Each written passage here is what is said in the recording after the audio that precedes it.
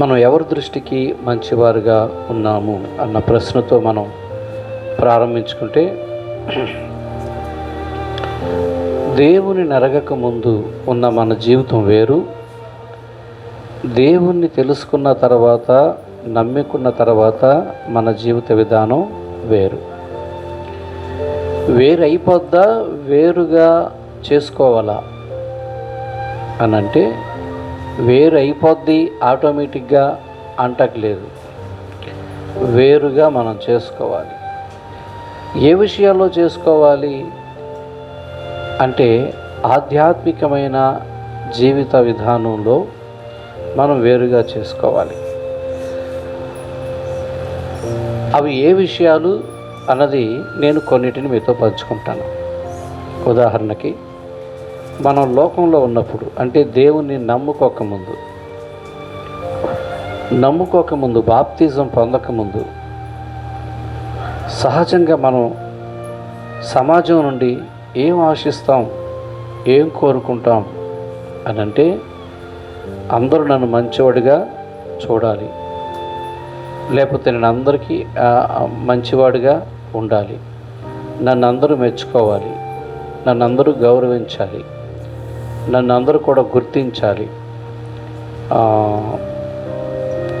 ఇంకా అందరూ నన్ను పొగడాలి అని కోరుకుంటాం.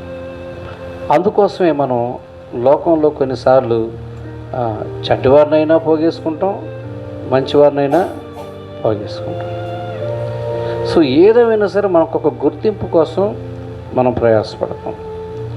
మనల్ని ఎవరైనా పిలిచి, అయ్యా నువ్వు ఉండాలి, నువ్వు ఉంటేనే మాకు చాలా సంతోషం, అసలు నువ్వు ఉంటే మాకు కొండంత అండ అనగానే మనం చాలా ఆనందపడిపోతాం. ఇప్పుడు మన బంధువుల్లో, మన చుట్టాల్లో ఎవరైనా మన గురించి గొప్పగా చెప్పుకున్నారనుకో మనకు సంతోషం. లేకపోతే మన స్నేహితుల్లో వీడు చాలా మంచోడరా అని చెప్పుకుంటే మనకు సంతోషం. లేకపోతే మనం కొన్ని చేసే పనులు బట్టి మనల్ని మెచ్చుకుంటే సంతోషం. అందుకోసం కొన్నిసార్లు మనం ఏం చేస్తామంటే, మన ప్రమేయం లేకపోయినా, మనకు సంబంధించింది కాకపోయినా, కొన్ని కార్యక్రమాల్లో కొన్ని విషయాల్లో మనం ఏం చేస్తామంటే కలబడి పని చేస్తాం. కొన్నిసార్లు మనం మనది కాకపోయినా మనం కొన్ని విషయాలు నెత్తి మీద పెట్టుకుని మరీ పనిచేస్తాం. అప్పుడు వచ్చే మనకు గుర్తింపు నిజంగా చాలా సంతోషం కలిగిస్తుంది. ఎంత సంతోషం కలిగిస్తుంది అంటే, అయ్యా చూసావా మా వాళ్ళు ఎవరి దగ్గర లేరు, నువ్వు దగ్గర ఉన్నావు, భలే చేసావు అంటే సంతోషం.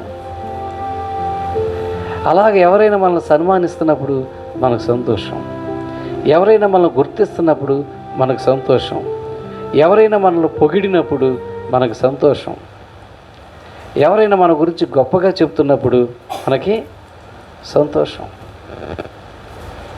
అలాగా ఉండడం కోసమైనా కొన్నిసార్లు మనం చేస్తాం. సహజంగా పిల్లలకు ఉన్న ఒక మైండ్ ఏంటంటే, మన ఇంట్లో వాళ్ళని తల్లిదండ్రులుగా మనం పిల్లలకి ఎప్పుడు కూడా మనకి పనులు చేసి పెడతా ఉంటే వాళ్ళకి థ్యాంక్స్ అని చెప్తామా? చెప్పం. అదే చూడండి, పక్కింటి వాళ్ళు అరే రే బజారీలో ఒక అగ్గిపెట్టి కొనుక్కురారంటే, ఇటు కొనుక్కురా మా బాబే మంచోడు రా కొనుక్కొచ్చావు అనగానే వాడికి సంతోషం.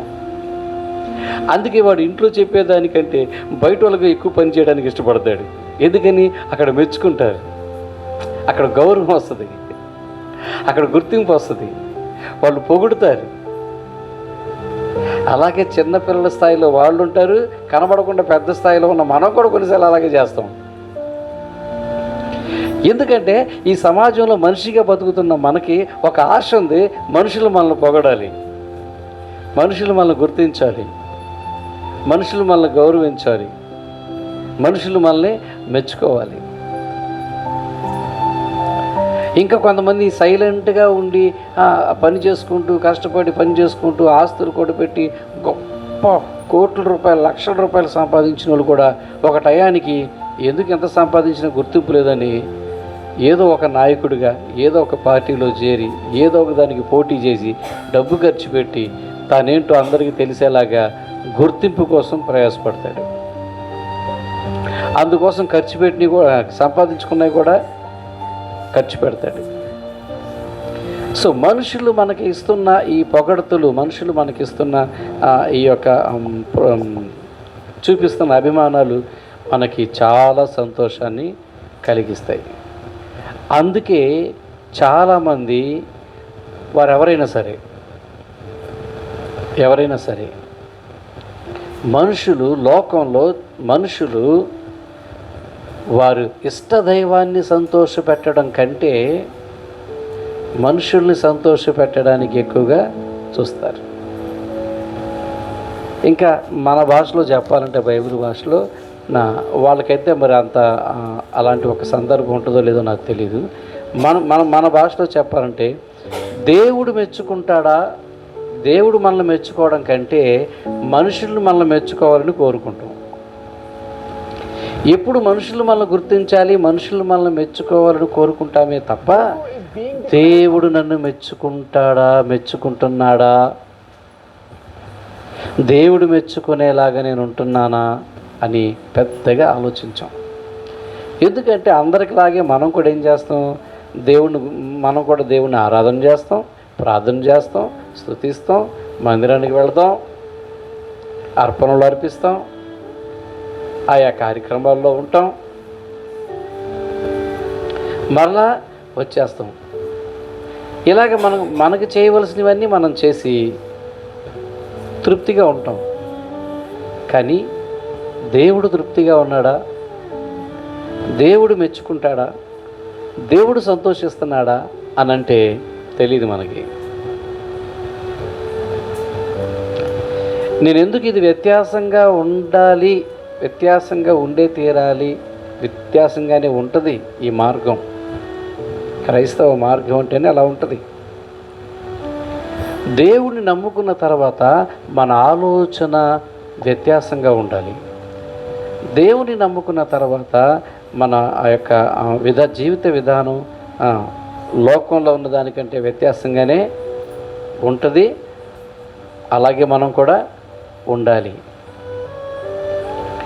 లోకంలో ఉండగా మనకు గుర్తింపు కోసం మనం చూసాం. ఇప్పుడు దేవుణ్ణి నమ్ముకున్నాక దేవుడు నన్ను గుర్తించాలని కోరుకోవాలి.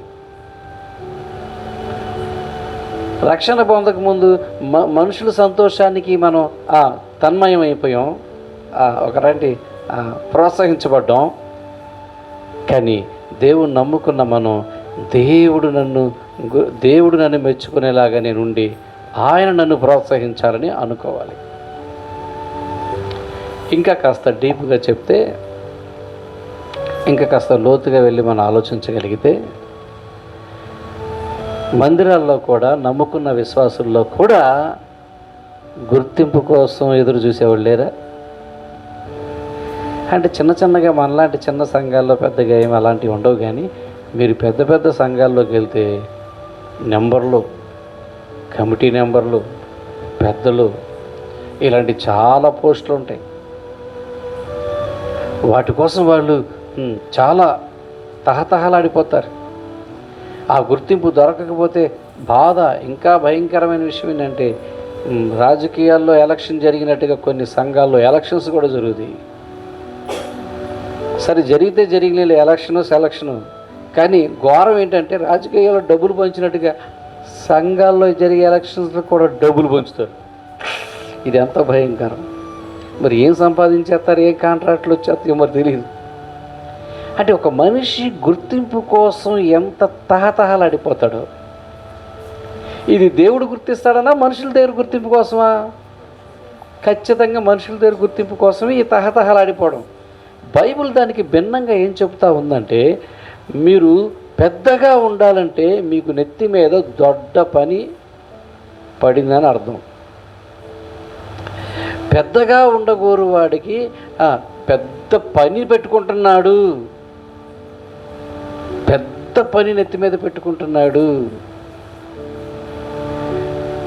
ఒక నాయకుడిగా ఉండగోరువాడు ఒక పెద్ద పని నెత్తి మీద పెట్టుకుంటున్నాడు అని బైబిల్ చెప్తాం.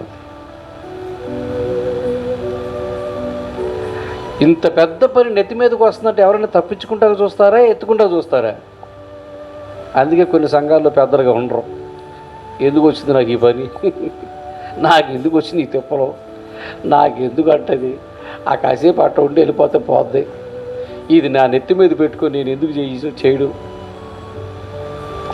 కొంతమంది ఏమో పని అని తెలిస్తే, దాని అర్థం తెలిస్తే భయపడి పక్కకి వెళ్ళిపోతారు పెద్దగా ఉండడానికి. కొన్ని సంఘాల్లో అది పెద్ద పని నెత్తి మీద పెట్టుకుంటున్నామన్న సంగతి మర్చిపోయి పని చేయరు కదా వాళ్ళు. అందుకోసం పదవిగా భావిస్తారు, దాన్ని పదవిగా భావిస్తారు. అది ఏ స్థాయిలో ఉన్నవాడు ఆ స్థాయిలో.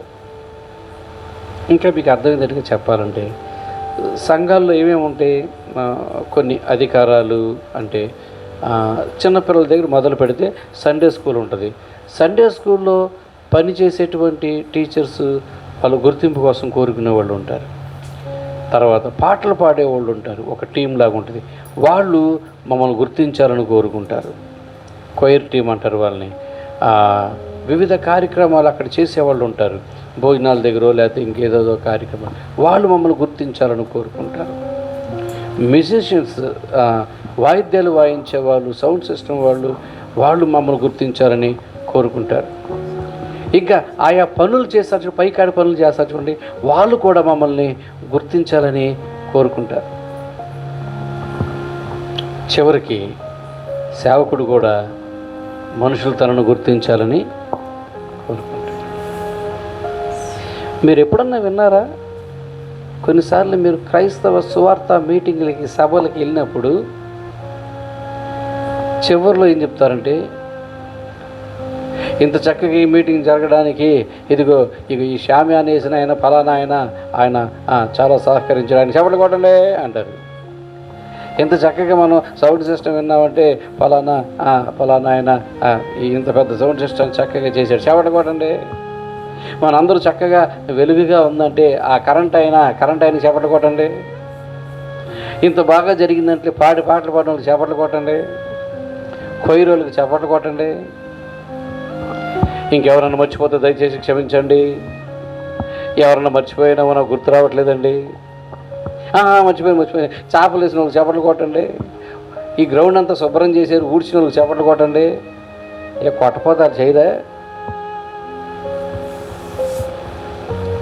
నేనైతే ఎప్పుడు చెప్పను, నాకు ఇష్టం లేదు. బలవంతంగా ఎవరిని చెప్పిస్తే చెప్తా తప్ప నేనుగా స్వతహాగా చెప్పను. ఎందుకంటే షామైన వాడికి డబ్బులు ఇస్తాం, వేసి వెళ్తాడు. సౌండ్ సిస్టానికి డబ్బులు ఇస్తాం, కరెంటు వాళ్ళకి డబ్బులు ఇస్తాం, స్టేజీ వాళ్ళకి డబ్బులు ఇస్తాం. అవసరమైతే ప్రత్యేకంగా పాటలు పాడడానికి సింగర్లు పిలిస్తే వాళ్ళకే డబ్బులు ఇస్తాం. వాక్యం చెప్పడానికి వచ్చిన ఆయనకి డబ్బులు ఇస్తాం. ఇంకేంటి చెప్పట్లు? ఏంటి డబ్బులు ఇచ్చి కూడా గుర్తింపు కావాలా? డబ్బులు ఇచ్చి కూడా పొగడపోతే నువ్వు రావా? ఇది ఏ స్థాయికి వెళ్ళిపోయిందంటే, నేను పని చేసినా నాకు గుర్తింపు లేదు కాబట్టి నేను ఇక పని చేయను అని కొన్ని సంఘాలలో కొంతమంది దేవుని విశ్వాసులు పిల్లలు తమ బాధ్యతలు చేయడానికి వెనకంజ వేస్తున్నారు. ఎందుకు అంటే ఎందుకంటే మమ్మల్ని ఎవడు గుర్తెత్తాడు, ఎందుకంటే మా పేరు అసలు ఎవరు చెప్పట్లేదు. కర్మగాలి 10 పేర్లు చెప్పి ఏదో ఒక పేరు మిస్ అయ్యిందా, నెక్స్ట్ సండే ఉంటుంది. అది ఆ ఎఫెక్ట్ ఎంత భయంకరంగా ఉంటుందో చెప్పలేము. ఇంకా ఇదంతా లోకంలో ఉన్నప్పుడు కదా, మనుషుల గుర్తింపు, మనుషులు మెచ్చుకోవాలని, మనుషులు మనల్ని పొగడాలని, మనుషులు మనల్ని గౌరవించాలని, మనుషులు మనల్ని సన్మానించాలని, మనుషులు నన్ను పెద్దోడు గొప్పోడు అన్నారని. కానీ మనం నమ్ముకున్న ఈ దేవుడు మనకి నేర్పిస్తున్న విధానం లోకంలో ఉన్న దానికంటే భిన్నమైనది. మనల్ని నడిపిస్తున్న ప్రభువు దేవుడు లోకంలో ఉన్న ఆ ఆశకు భిన్నంగా మనల్ని నడిపిస్తూ ఉన్నాడు. ఇంకా చెప్పాలంటే దేవుడు తన పిల్లలను తానే గుర్తించాలని కోరుకుంటున్నాడే తప్ప మనుషుడు కాదు. తమ పిల్లలు కూడా మా నాన్నని నేను సంతోషపెట్టానా లేదా అన్నది మాత్రమే చూసుకోవాలి తప్ప మనుషులకి నేను సంతోషపెట్టానా లేదా అన్నది చూసుకోవడం అనేది న్యాయం కాదు. మన కడుపును పుట్టిన పిల్లలు మనల్ని సంతోషపెడితే మనకు సంతోషమా? మనల్ని వదిలేసి ఊర్లో వాళ్ళందరూ సంతోషపెడితే మనకు సంతోషమా? కదా మరి మన పిల్లలు మనకే సంతోషం లేకుండా చేసి ఊరోళ్ళందరూ సంతోషపెట్టారనుకోండి, ఏంటి మనకేంటి? కన్నీ పెంచి పెద్ద చేసింది మనం, సంతోషం ఊర్లోగా మనకేముంది? ఎంత బాధపడతామో పరలోకపు తండ్రి కూడా అంతే బాధపడతాడు. అందుకని ఆయన యందు ఆయన నమ్ముకున్న వారిని ఆయన ఎలా నడిపిస్తున్నాడో మనం ఈరోజు నేర్చుకోవాలి. ఎలా నడవాలో ఈరోజు మనం నేర్చుకుంటున్నాం. చూడండి, ఒక మాట మీ ముందు ఉంచుతాను. లూకా సువార్త 16వ అధ్యాయం 15వ వచనాన్ని ఒకసారి మనం చదువుకుందాం. లూకా సువార్త 16వ అధ్యాయం 15వ వచనం. ఆయన అంటున్నాడు ఇలాగా, మీరు మనుషుల ఎదుట నీతిమంతులమని అనిపించుకునేవారే కానీ దేవుడు మీ హృదయములను ఎరుగును,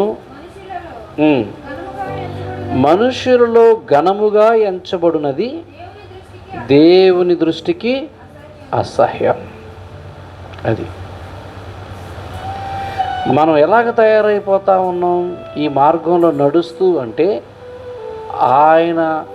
ఆయన ఉద్దేశాన్ని మర్చిపోయి మరలా పేర్లే మారిని, స్థలాలే మారిని, వెళ్ళే గుళ్ళే మారిని, కానీ ఏం మారలేదు. ఆలోచనలు మారలా,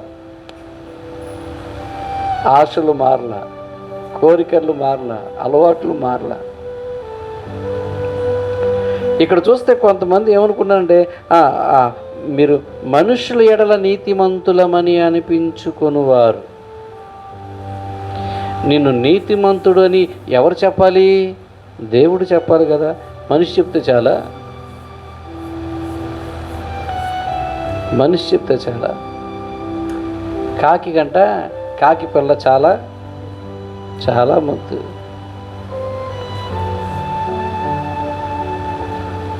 అది అది అది ఎంత బాగుంటుందో ఏం చెప్పాలి? కాకి చెప్పకూడదు. ఏం చెప్పాలి? వేరే చెప్పాలి.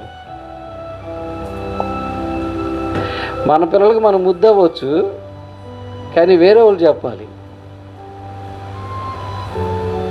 సాక్ష్యం ఇచ్చేవాళ్ళు వేరు. చూడండి, కొంతమంది ఎలాగున్నారంటే తాము మనుషుల ఎదుట నీతిమంతులమని అనిపించుకోవాలని కోరుకుంటున్నారంట. వీళ్ళు విషయం మర్చిపోయారు. అసలు నేను నీతిమంతునిగా చేసిందే దేవుడు. నిన్ను నీతిమంతుడుగా చేసింది దేవుడు. కాబట్టి దేవుడు చెప్పాలి ఇతడు నీతిమంతుడని. నువ్వు నీతిమంతుడువా కాదా అని నిన్ను పరీక్షించేది కూడా దేవుడే. కాబట్టి ఆయన చెప్పాలి.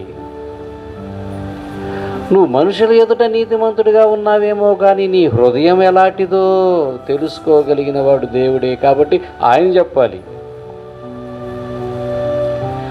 ఆయన చెప్పడం సంగతి అనుకున్నారో మాకు తెలుసు అనుకున్నారు, లేకపోతే అసలు ఆయన దృష్టికి ఉండాలన్న సంగతి మర్చిపోయారో, కానీ వీళ్ళ మనసంతా, చూపంతా, ఆలోచన అంతా ఎక్కడ ఉంది అంటే, మనుషులు నన్ను మెచ్చుకోవాలి, మనుషులు నన్ను నీతిమంతుడిగా అనుకోవాలి.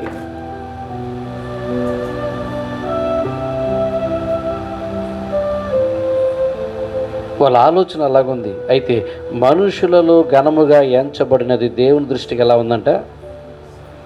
అది ఒకవేళ నేను ఈ వాక్యానికి పూర్తి భిన్నంగా కాదు చెప్తా, చూడండి.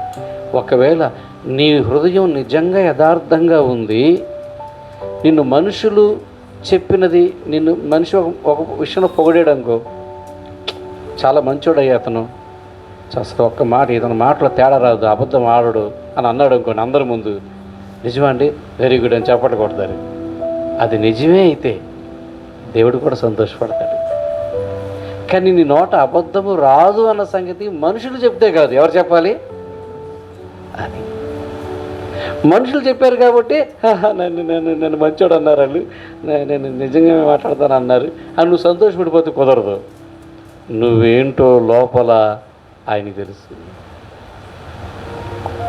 కాబట్టి మనుషుల సంతోషం నువ్వు కోరుకోవద్దు. నిన్ను కరెక్ట్గా పరిశీలించి నువ్వేంటో చెప్పగలిగిన దేవుడు నిన్ను చెప్పాలి. ఆయన దృష్టికి అది మంచి అనిపించుకోవాలి. అందుకే అన్నాడు, బలా నమ్మకమైన మంచి దాసుడా. అని ఎవరు చెప్పారు? అది దేవుడు చెప్తాడు, దేవుడు చెప్పాలి, దేవుడు చెప్పేది అది.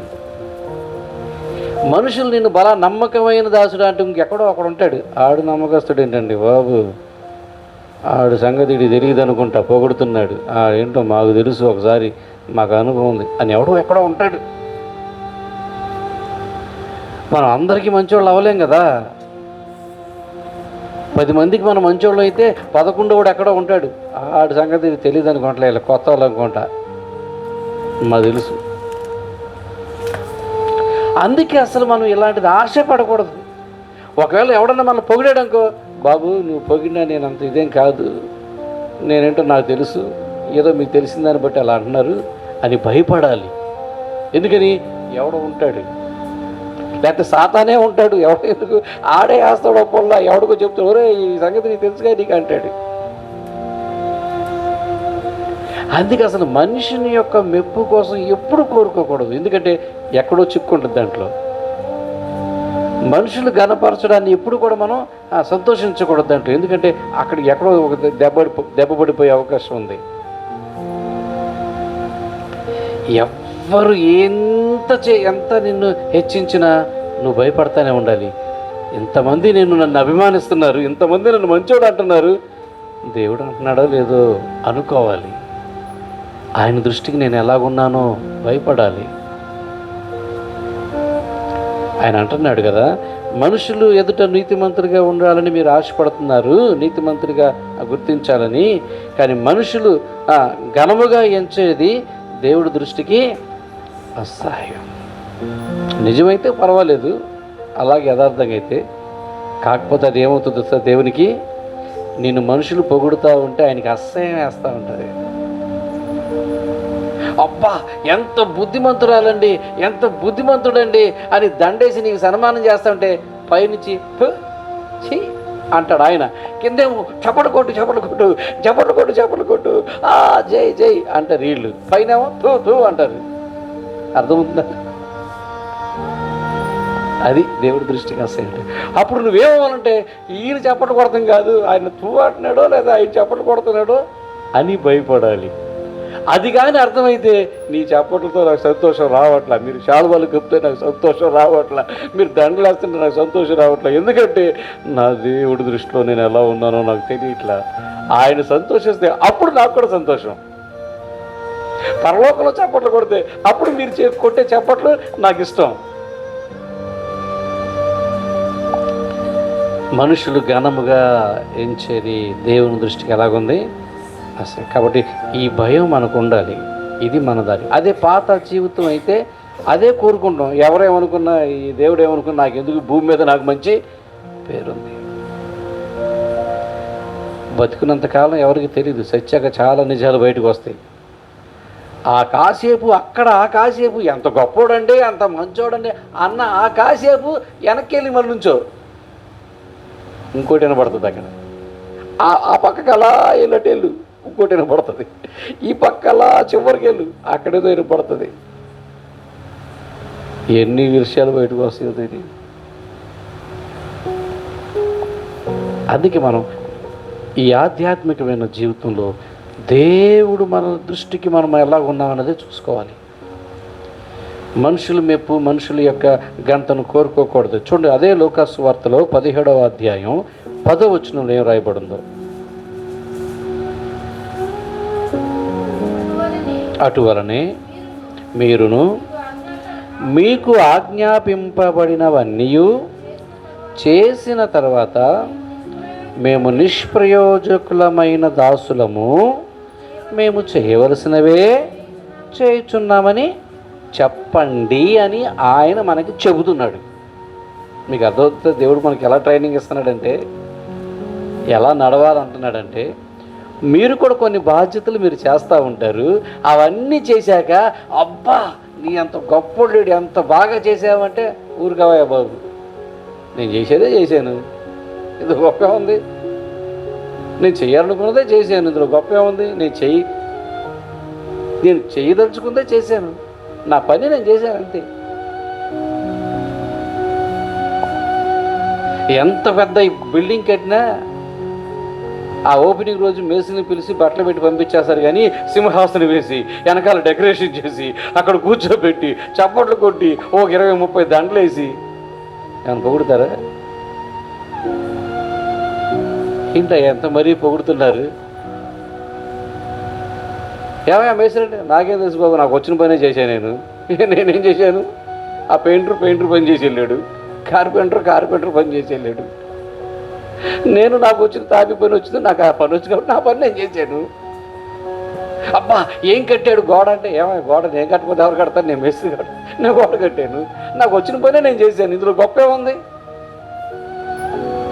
ఇక కొంతమంది గోడకి కూర్చుంటారు, గోడ కట్టారట, ఇదే కట్టాడు. ఆయన మనకి ఏమి నేర్పిస్తున్నాడంటే, ఒకవేళ ఆధ్యాత్మికమైన జీవితంలో నీకేదన్నా కొన్ని బాధ్యతలు ఇచ్చినా, నువ్వు చేయగలిగిన కొన్ని పనులు చేయడానికి నువ్వు అచ్చుకున్నా, ఒప్పుకున్నా, అవి చేసి వాటిని బట్టి నువ్వు ఎప్పుడు గర్వించకూడదు, వాటిని బట్టి ఘనత నీకు రావాలని కోరుకోకూడదు, వాటిని బట్టి మనుషులు నిన్ను మెచ్చుకోవాలని అస్సలు అనుకోకూడదు.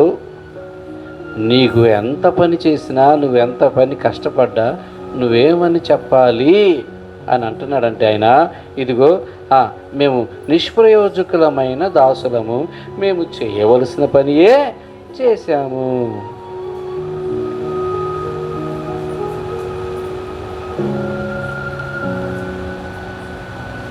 ఒక మీటింగ్లో పిలిచి ఈ గ్రౌండ్ అంతా క్లీన్ చేసిందండి, ఈవిడ ఒక్కతే ఊడ్చిందండి అని ఆవిడ స్టేజ్ ఎక్కి చప్పట్లు కొడితే ఆవిడ చీపురు పట్టుకుని అందరికి నమస్కారం పెట్టాలా? ఆవిడకి దేవుని మనసు అర్థమైతే ఏం చెప్పాలి? ఊరుగాయ ఇదేమో కొత్త ఏంటి, నేను రోజు మా ఇంటికి వాకిలు ఊడుచుకుంటాం కదా, ఈరోజు ఇక్కడ ఊడిచానని చెప్పాలి.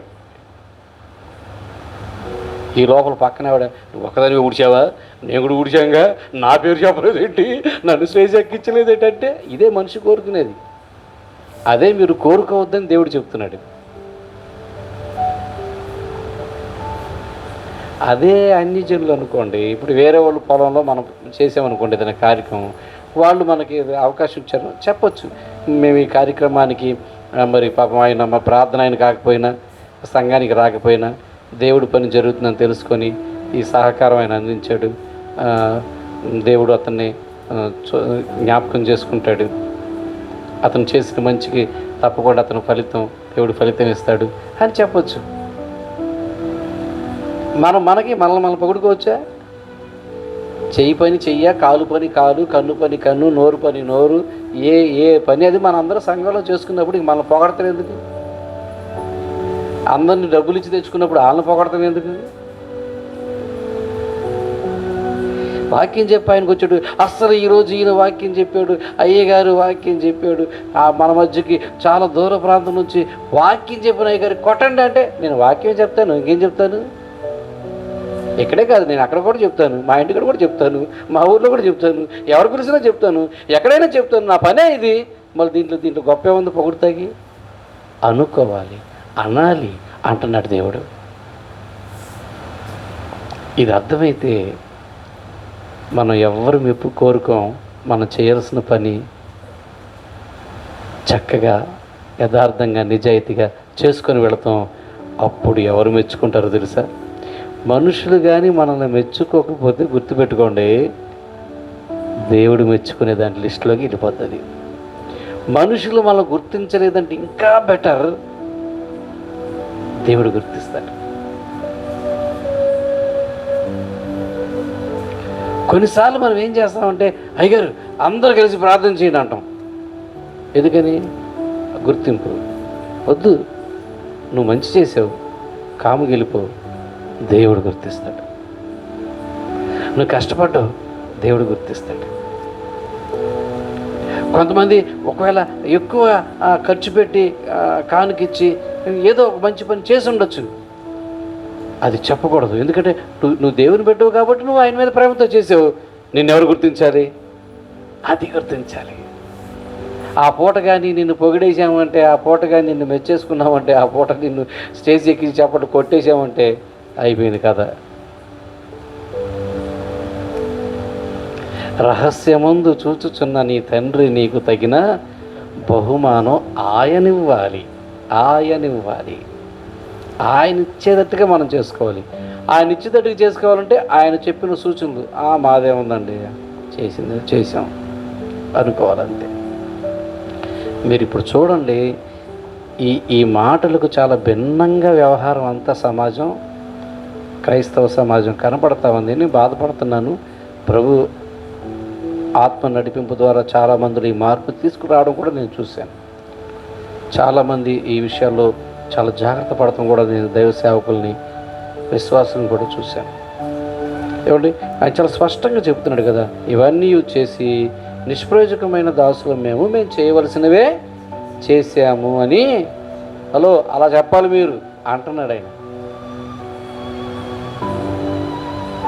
మరి అలా చెప్దామా? చెప్పమన్నాడు కదా ఆయనే. అలాగే ప్రభువా, అలాగే చెప్తాం. మేము గొప్పగా చెప్పుకోం ప్రభువా. ఇది మార్పు. దేవుని నమ్ముకున్నాక కలగవలసిన మార్పు ఇది. రక్షణ పొందాక పొందవలసిన మార్పు ఇది. బాప్తిజం పొందాక మనలో జరగవలసిన మార్పు ఇది. అప్పుడే కదా ఆయన మనల్ని గణపరిచేది. నన్ను గణపరచువాన్ని నేను గణపరచు. ఆయనని ఎలా గణపరుస్తామంటే, ఇలా చెప్పండి అంటే అలా చెప్తే ఆయన గణపరిచినట్టుగా అప్పుడు ఆయన మనలను గణపరుస్తాడు. ఆయన మాట వింటమే కదా గణపరచడం అనేది. ఆయన మాటకు భిన్నంగా చేస్తే అది ఎలా గణపరిచినట్లు అవుతుంది? చూడండి, మరొక మాట మనం జ్ఞాపకం చేసుకుందాం. అదే లూకా సువార్త 6వ అధ్యాయం 26వ వచనం. ఇలా చెప్పండి అని ఒక రూల్, ఒక ఆజ్ఞ ఇచ్చిన దేవుడు ఏమని చెప్తున్నాడు ఇక్కడ? ఇదే లూకా సువార్త 6వ అధ్యాయం 26వ వచనంలో, మనుషులందరూ మిమ్మును కొనియాడినప్పుడు, అంటే పొగిడినప్పుడు, మనుషులందరూ మిమ్మును కొనియాడినప్పుడు, పొగిడినప్పుడు, బాబోయ్ మీకు శ్రమ. వారి పితరులు అబద్ధ ప్రవక్తలకు అదే విధంగా చేసి, గతంలో జరిగిన పని అదే. గతంలో కొంతమంది అదే తప్పు చేశారు. గుర్తుపెట్టుకోండి, మనుషులందరూ మిమ్మల్ని కొనియాడినప్పుడు, అబ్బా అదో ఇది అని నిన్ను పొగిడినప్పుడు నీకేంటంట? శ్రమ. శ్రమ. ఇది ఇంకా భయం కదా. ఇట్లా చెప్పండి అంటే సర్లే అండి అను. శ్రమ అంటే కొద్దిగా ఇంకా భయపడాలి. అవి చూడండి ఎలా మనం ట్రైన్ మామూలుగా చెప్తే ఏంటని, ఒరే బాబు వాడు పొగిడాడంటే నీకు శ్రమరా అన్నాను. బాబు నీకు నీ పొగుడు, నీ శాలువకో దండం, నీ దండకో దండం, నీ చప్పట్లకో దండం, నాకొద్దు బాబు, నాకు శ్రమ, నాకు భయం వేస్తుంది. ఆ రోజు ఈ పొగడత కోసం ఎందుకు శ్రమ? అది ఎందుకు తెచ్చుకోవాలి? అక్కర్లేదని వదిలేస్తాం మనం. కాబట్టి ఆధ్యాత్మికమైన జీవితంలో నేనేం చెప్పదలుచుకున్నానంటే, ఆధ్యాత్మికమైన జీవితంలో దేవుని నమ్ముకున్న తర్వాత దేవుని పిల్లలుగా, రక్షణ పొందిన బిడ్డలుగా, బాప్తిజం పొందిన బిడ్డలుగా మన నూతనమైన జీవితం ఇలా ఉండాలి. ప్రతి విషయంలో దేవుని మాత్రమే మెప్పించేవారుగా ఉండాలి. అంటే మనుషుల్ని తర్వాత నెక్స్ట్ నువ్వు ఎంత మంచి కార్యాలు చేసినా అది మొదట నిన్ను చూసి దేవుడు మెచ్చుకోవాలి, నిన్ను చూసి దేవుడు ఇష్టపడాలి, అది దేవునికి ఇష్టమై ఉండాలి. నీ జీవితంలో నువ్వు చేసేది ముందు దేవునికి ఇష్టమై ఉండాలి. దేవుడు నిన్ను బలా నమ్మకమైన దాసుడా లేకపోతే దాసురాలా అనాలి. లేకపోతే దేవుని దృష్టికి అది మంచిగా అనిపించాలి. ఆయన్ని తప్పించి నీ చుట్టూ ఉన్న వాళ్ళు నిన్ను పొగుడుకున్నా, నిన్ను ఘనపరిచినా, నువ్వు మంచోడన్నా అది నీకు ప్రమాదమే. అందుకే చాలామంది భక్తులు మనుషులకి కొన్నిసార్లు దూరం అయిపోయారు, మనుషులకి విరోధులైపోయారు, శత్రువులైపోయారు. కారణం ఏంటంటే, మేము మనుషులకు విరోధులమైనా పర్లేదు, దేవునికి విరోధి కాకూడదు. ఒకసారి ఎలీషా దగ్గరికి వచ్చాడు నయమాన్ అని ఒక ఆయన వచ్చాడు, బాగుపడ్డాడు. బాగుపడిన వెంటనే ఆయన ఏం చేశాడంటే, అయ్యా నాకు ఎంత గొప్ప స్వస్థత వచ్చింది అని పెద్ద కానుక తీసుకొచ్చి మూటలు పడేశాడు. ఎలీషా ఏమన్నాడంటే, ఇవి నాకు ఏమవుతూ, నువ్వు ఎలా తెచ్చావు అలాగా పట్టుకుపో అన్నాడు. ఎందుకని? చేసింది నేను కాదు, దేవుడు చేశాడు. డబ్బు కోసం చేసింది కాదు ఇది, దేవుడు మహిమ పొందాలి. ఒకవేళ నయమాను, ఎలీషా ఈ దేశంలో ఈ ప్రవక్త నన్ను బాగు చేశాడని ఒక శాలువా కప్పలేడా? అయ్యగారు ఎలాగో సార్ డబ్బులు వద్దంటే అన్నారు, ఒకసారి మీరు మీ వల్ల నేను బాగుపడ్డానండి, చచ్చిపోయేవాడిని బాగుపడ్డానండి, మీరు కూర్చోండి ఒక చిన్న సన్మానం చేస్తామని నెత్తి మీద డబ్బులు రాసులు పోయలేడా? దండలు వేయలేడా? శాలువాలు కప్పలేడా? సన్మానించలేడా? లేకపోతే అతనికి ఒక సన్మాన సభ ఏర్పాటు చేయలేడా? ఏం తక్కువ ఆయనకి? అవకాశం లేకుండా చేసాడు. ఎలా చేశాడు? అస్సలు నువ్వు నా దగ్గర ఉండొద్దు, నువ్వు తీసుకుని వెళ్ళిపో అన్నాడు అంతే. అప్పుడు ఆయనే రిక్వెస్ట్ చేసి అంటాడు, అయ్యా నీ కాలు కింద ఉన్న ఈ మట్టి, ఈ భూమి, ఈ మట్టి ఓ 2-3 మూటలు తీసుకెళ్తాను మా ఊరు అన్నాడు. ఈ దేశంలో దేవుడు ఉన్నాడని ఆ మట్టి తీసుకుని వెళ్ళాడు. ఇంకోటి వెళ్ళి తెచ్చుకున్నాడు. అది ఆయన వెళ్ళిపోతే ఆడికి ఇంకోటి కూడా వచ్చింది, అదే శ్రమ. మీకు అర్థమవుతుందా? ఆడెళ్ళి ఆయా మా గురువుగారు ఏదో చెప్పాడు, కానీ బాబు చాలా అవసరాలు ఉన్నాయండి, అయినా మేము అలా అడగలేం కదా, కొద్దిగా మేము పెద్ద సేవకులం కదా. అదంటే బలుడు భయ, అసలు మీరు మామూలా, అసలు మీ సేవకుడు చెప్పాడు, నాకు ఎంత గొప్ప స్వస్థత వచ్చింది అంటే, అఫ్కోర్స్ మేము కూడా అందరూ ప్రార్థన చేసామనుకోండి మీకోసం, మీరు రాగానే నేను మా గురుగారికి కూడా చెప్పాను, మేము బలంగా ప్రార్థన చేసాం, మీకు జరిగిందంటే, అవునా ఎన్ని పట్టుకెళ్ళంటే వెరీ గుడ్ అని పట్టుకెళ్ళాడు. దాంతోపాటు ఏం తెచ్చుకున్నాడు? ఆడు వదిలేసిన కుష్టి కూడా తెచ్చుకున్నాడు, శ్రమ. ఎలీషా అంటాడు, ఒరే నేను వద్దనది నువ్వు తెచ్చుకున్నావు, ఇది సమయమారా, ఇదారా సమయం, తెచ్చుకున్నావుగా, అది కూడా వచ్చి ఉంటుంది, శ్రమ. పొగిడించుకున్నాడు వెళ్ళి, శ్రమ. మెచ్చుకుని ఆయన డబ్బులు ఇచ్చాడు, ఈయనకి తీసుకుని వచ్చాడు, శ్రమ. ఏమొచ్చింది దాంతోపాటు? ఒకవేళ నీకు ఆ క్షణం అన్నీ కనిపించవచ్చు, కానీ కనిపించింది ఒకటి, నిన్ను బాధ పెట్టేది దాంతోపాటు ఒకటి వస్తుంది. అది చెప్పాడు సీక్రెట్ ఇక్కడ. దీని వెనక సీక్రెట్ ఏంటంటే, మనుషులు మిమ్మల్ని కొనియాడినప్పుడు మీకు శ్రమ అన్నాడే, అది ఎలా వస్తుందంటే ఇలా వస్తుంది. ఆ పూట దండలో శాల్వాలో 10 గిఫ్ట్లు, అవి ఇవి డబ్బులు అన్నీ వస్తాయి. వాటిలో ఏమో ఎటు దూరొచ్చిందో ఒకటి తెలియదు, శ్రమ కూడా దూరం వస్తుంది. అందుకే శ్రమ. మీ పితరులు అలా చేసే ప్రవక్తలు, అబద్ధ ప్రవక్తలు అట్లా పోషించారండి. ఆ నీడు పొగుడు కూడా, ఈ నాని పొగుడు కూడా.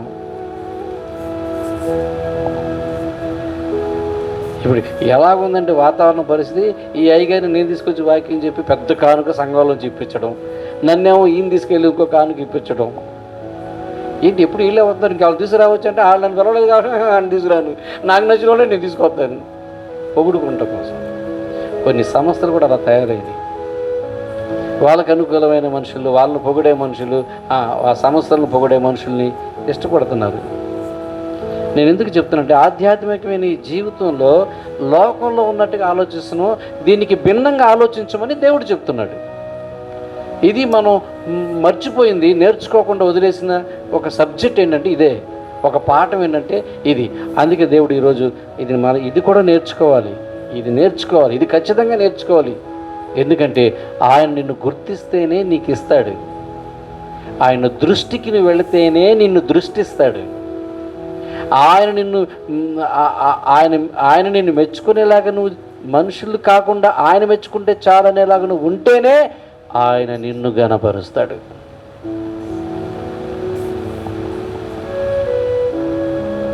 వంద మంది కాదు, 1,00,000 మంది నిన్ను అబ్బా అన్న అది పక్కన పెట్టి ఆయన ఒక్కడు బలా నమ్మకమైన దాసుడు అంటే అది చాలు. 1,00,000 మంది నువ్వు బలా నమ్మకమైన వ్యక్తివయ్యా అన్నా నీకు అది సంతోషం కాదు. ఆయన అనకపోతే, ఆ మాట దేవుడు అనకపోతే నీకు ఇది అనవసరం. కాబట్టి మనం ఎందుకు వచ్చాం ఈ మార్గంలోకంటే, ఎందుకు మనం నమ్ముకున్నామంటే, ఎందుకు బాప్తిజం తీసుకున్నామంటే ఆయన్ని సంతోషపెట్టడానికే. ఆయన్ని సంతోషపెట్టడానికి, ఆయనకు మనం గుర్తించేలాగా చేసుకోవడానికి, ఆయన గుర్తింపు కోరుకోవడానికి, ఆయన దృష్టిలో మనం మంచితనం సంపాదించుకోవడానికి, ఆయన నోటితో మనం బలా నమ్మకమైన దాసురాలని అనిపించుకోవడానికి, ఆయన హృదయంలో మనకు మంచి చోటు మనం సంపాదించుకోవడానికి. ఒకవేళ మనుషులు ఎవ్వరు నిన్ను గుర్తించకపోయినా ఏం పర్వాలా, దేవుడు గుర్తిస్తే మాత్రం నీ జీవితం ధన్యం అయిపోయినట్టుగా. ఆయన గుర్తించాడన్న సంగతి ఒకరోజు అందరికీ తెలుస్తుంది. అప్పుడు కూడా నువ్వు అలాగే ఉంటావు. మాదేముందండి, చేసేదే చేసాం, చెప్పిందే చేసాం. ఒక ఆయన నన్ను పిలిచి వాక్యం చెప్పమంటే చెప్పా ఒక సంఘంలో. చెప్పిన తర్వాత బాగా చెప్పారు బ్రదర్, చాలా చక్కగా చెప్పారని కానుకిచ్చాడు. కానుకిచ్చి బాగా చేయండి ప్రార్థన అన్నాడు. ఏమంటే నేను పని చేశాను, నేను చేసే పనే కదా నేను చేశాను, మీరు ఇచ్చారు, ఇప్పుడు దీనికి ఏంటి పెద్ద ప్రార్థన ఏం చేయను? అప్పుడు నేను దానికోసం వెళ్ళానా?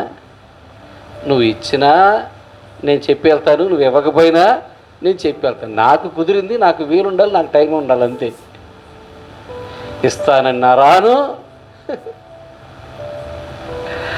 ఎవరన్నా డబ్బులు చూపించినా కూడా నేను కాదు. అంటే ఏంటి, మన పని ఏంటో అది మనం చేయాలి. మన పని మనం చేసి మేము చేసే పనేగా చేసాము అనుకో. ఇచ్చేవాడు ఎవరు?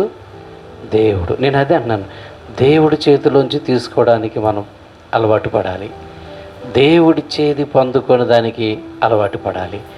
దేవుడి నుండి వచ్చే ఆశీర్వాదానికి అలవాటు పడాలి. దేవుడి నుండి వచ్చే మెప్పుకి అలవాటు పడాలి. దేవుడి నుండి వచ్చే గుర్తింపుకి అలవాటు పడాలి.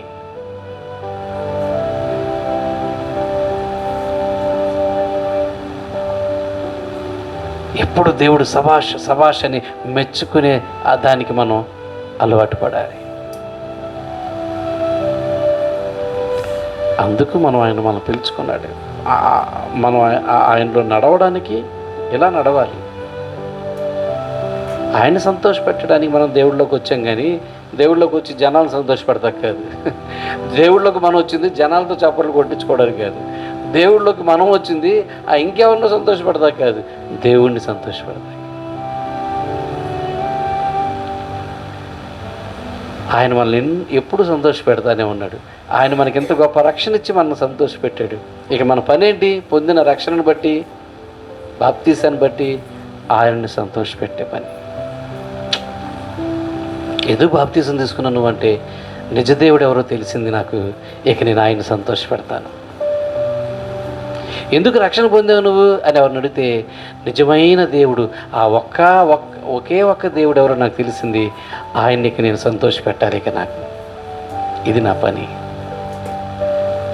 అందుకే నేను ఈ రక్షణ పొందాను, అందుకే నేను బాప్తీసం పొందాను. ఇక నేను ఆయన్నే సంతోషపెట్టాలి. ఎలా సంతోషపెట్టాలంటే ఇదొక భాగం నేను చెప్పా. ఇక ఇలాంటివి చాలా మనం నేర్చుకున్నాం, కొన్ని వింటున్నాం, నేర్చుకుంటున్నాం. అందులో ఇదొక ప్రాముఖ్యమైనదిగా దీనిని గుర్తించి మన ఆధ్యాత్మికమైన జీవితాల్లో ప్రభువును సంతోషపెట్టే జీవితాలు జీవిస్తూ ముందుకు కొనసాగుదాం. దేవుడు మనలందరినీ కూడా దీవించునుగాక. ఆమేన్.